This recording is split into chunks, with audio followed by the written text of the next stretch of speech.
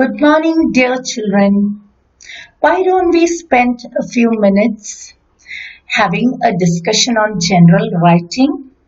I thought I could pass certain tips on how to write a piece of work or an article or simply a composition or a paragraph in English.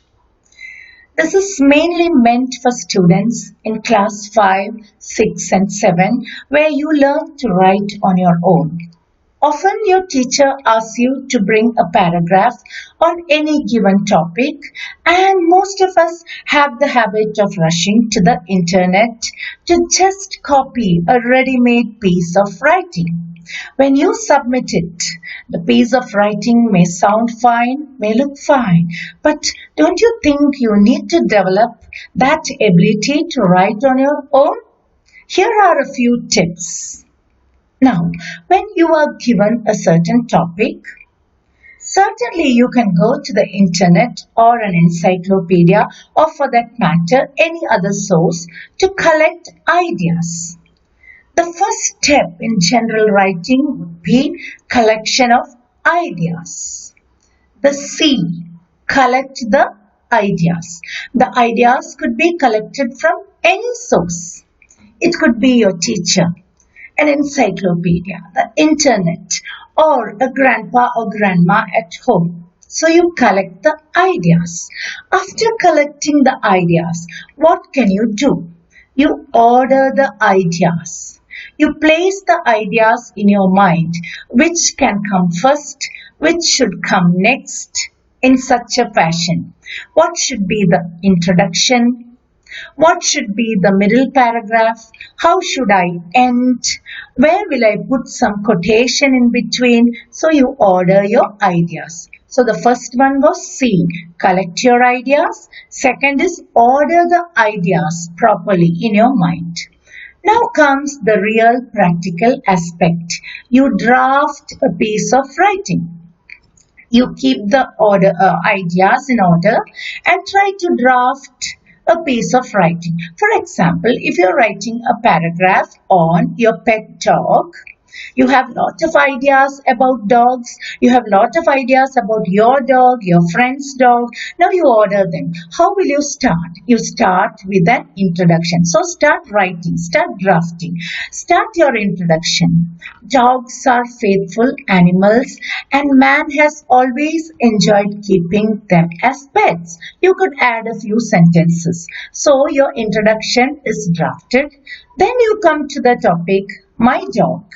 I have a lovely Pomeranian dog whose white fur looks so silky. You can describe. You can use as many words to describe your dog.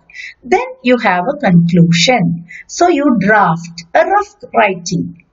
Then you come to the next part, E. You edit your writing. What do you mean by editing? Correcting. Go through the piece of work that you have written about the dog. Check for spelling errors. Check for grammatical errors. Try to think whether you can make it a bit more beautiful by adding a few sentences. That's called the editing part. So we have come to C-O-D-E.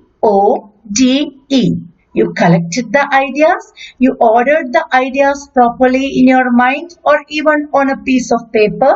Then you started writing, you drafted it roughly. You drafted it. After drafting, you make a reading and then edit it. Maybe you could go to your teacher or your parent for editing. Check for spelling errors, grammatical errors. Check whether your sentences could be made more beautiful. And the last is R. After writing everything, you have collected ideas. You have ordered the ideas properly in your mind in a sequence. You have drafted a rough piece of work. You have then edited it, checked for mistakes, and the last R stands for a revision or a reflection. Now you have edited it, you have made some modifications, you have added some sentences. Now you can revise it, read it once more, reflect. How is my piece of writing? I think I've given you a few useful tips on writing. So the next time your teacher asks you to present an article or a composition on any topic under the world, you collect the ideas from different sources, from books, from the internet, from your teacher, from the newspaper. You order the ideas, put them in proper order, which should come first, the introduction, the middle and the conclusion. Then you draft it. That means you write it. After that you edit it. You check for mistakes. Try to beautify your language. Try to add some quotations.